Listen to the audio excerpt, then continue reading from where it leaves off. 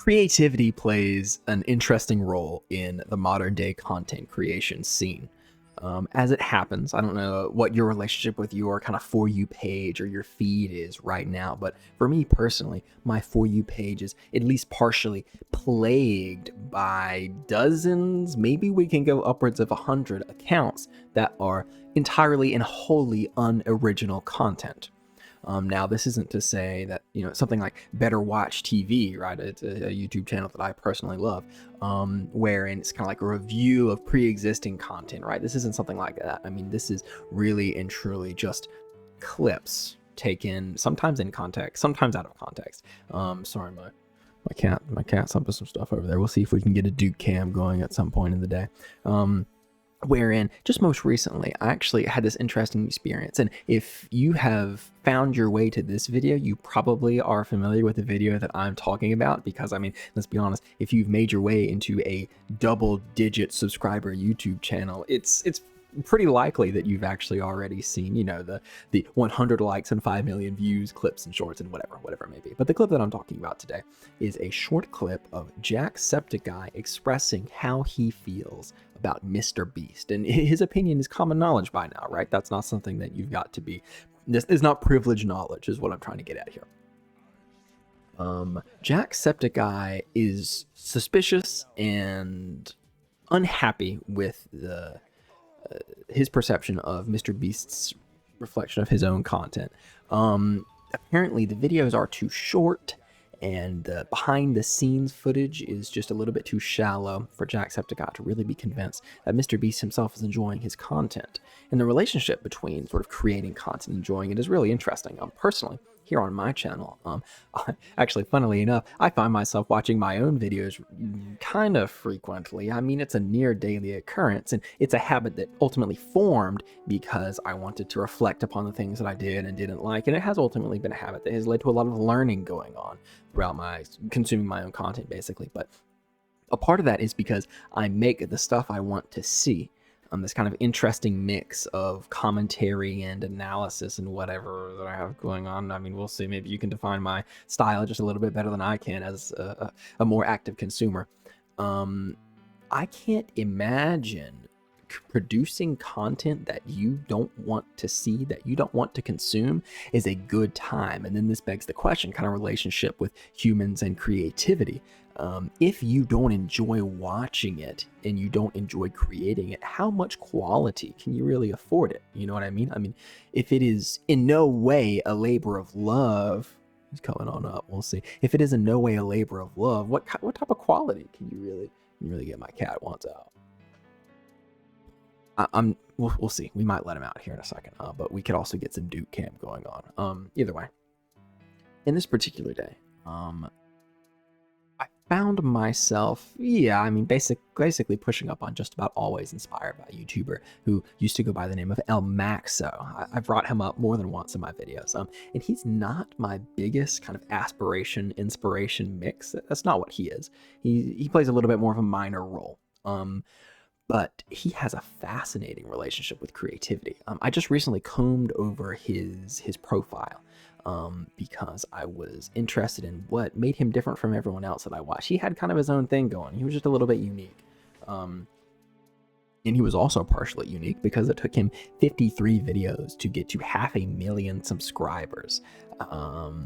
I'll have that many videos done by the end of the year, right? And so how does he just crank just this unbelievable level of quality into these videos so that he finds this crazy degree of success? As far as I'm aware, he didn't do any, crazy deal with the devil marketing deals, where he had some series of super prolific collaborations or anything like that. If that did happen, it's not to my knowledge, but maybe I'm an El Maxo LARPer in that case. Maybe that's something that I should know, but El Maxo and ultimately him leaving the platform demonstrated two things for me. One, it demonstrated the psychological toll that his challenges take. I don't know if you're not familiar with El Maxo. He hopped on the classic, just tale as old as time YouTube channel of 100 days, right? So he would play 100 days of games that are multiplayer, right? The 100 days format really likes to lean towards single player or kind of co-op particular games, but he did it for multiplayer games, which I think that was a big difference. Spending time in a multiplayer game, especially an online competitive one, is a wholly different experience from like single player games playing by yourself, right? Because in single player games, you're the only person who matters. There is no need for fairness. Why would you bother with fairness? Fairness is going to make the game worse. You know what I mean? But anyway, these NPCs aren't perceiving anything to be upset about some perceived level of fairness. And then for 2, it told me about this fascinating relationship between tenacity and creativity. Something that I've learned a lot of is that there's a limited amount of time that you have when you're creating these things. I mean, I've talked a number of times. Everybody knows. I accidentally just got my cat on the face. He's a little bit camera shy. He's actually right. I'll see if I can get some Duke Cam. See if I can get some Duke Cam going on. Duke Cam, do you have anything to say, Mr. Duke? Do you have anything to say? No, he does not. If he does have anything to say, it's probably inappropriate for the internet anyway. But ultimately, I want to see if I can. Oh.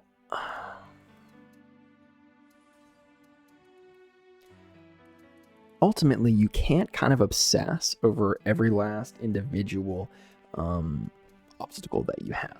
One of my favorite traits of every good creator, something that you can kind of do to make a little bit of a quick assumption about whether someone is a good creator or not, is if they have bad content, a willingness to produce, to post, whatever, create bad content is a fascinating mark of people who are actually good at creation, because creativity and consistency they're not quite mortal enemies. They have a little bit more complicated of a relationship than that, but they're close to that. I mean, they're definitely not friends, you know what I mean? And because the algorithm, yes, at large, but especially so on YouTube, requires so much information and so much data, that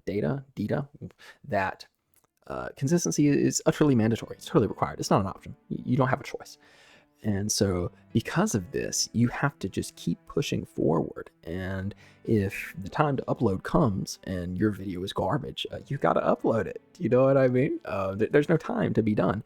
And anyway, that actually brings me to why I'm making this video today. I want to make higher quality content. I have ideas and notions kind of as separate categories of types of videos that I would like to make. And I've been getting a lot of ideas for higher quality content lately, and I haven't been making them because this weekly upload schedule kind of takes up really as much time as I can get, right? Like I don't really have a whole lot of time to get this stuff going on. And so I'm basically trying to alternate between type A and type B videos, wherein I spend 1 week doing these kind of just like yapping videos, because I don't know about you, but I can be shocked with the level of success that these just yapping videos can find. I scrolled past a guy with a Gengar profile picture, or sometime this week. It might have been as early as yesterday, and it was this, right? It was just gameplay and talking, grand total of probably 2 or 3 hours of effort put into the video, and it had coming up on 200,000 views. So I was surprised, you know what I mean? Who knows? I mean, that can be its own category. And I mean, let's look at Moist Critical, you know what I mean? He basically made a living off of just that particular type of content, dude. It's fascinating how this camera angle that I have going on here, because my cat is just barely out of frame, but maybe we can get some more Duke time. Anyway, let me know how you feel about this Medivh game that I've got going on here. The reason I picked this particular footage is, yes, to test the water for Hearthstone. I secretly love Hearthstone and would love to make some content on it, especially since our Lord and Savior, Trump Hearthstone, is kind of looking for an escape. You know what I mean? He's kind of looking for a way out. He's looking to make content on something other than Hearthstone. And I mean, can you blame the guy? You know what I mean? He's hundreds of uploads over the course of a decade or more. He was literally pro at some point in time.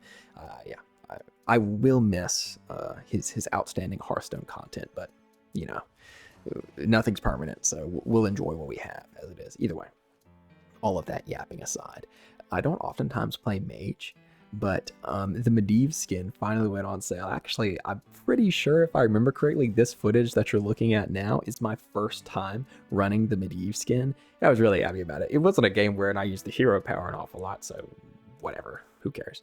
But thank you for your time.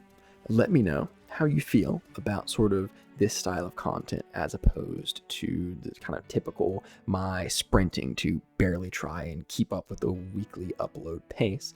And let me know what you're excited to see in terms of higher quality projects. Right now, I have what is basically Why I Love Cyclops in the works. All the files have been converted and transferred and stuff like that. I haven't started editing it yet, but I will have all of this week to do just that. So let me know the type of stuff that you want to see more. Thank you for your time today, and here's hoping you enjoy your Saturday. Peace, I'll see you later.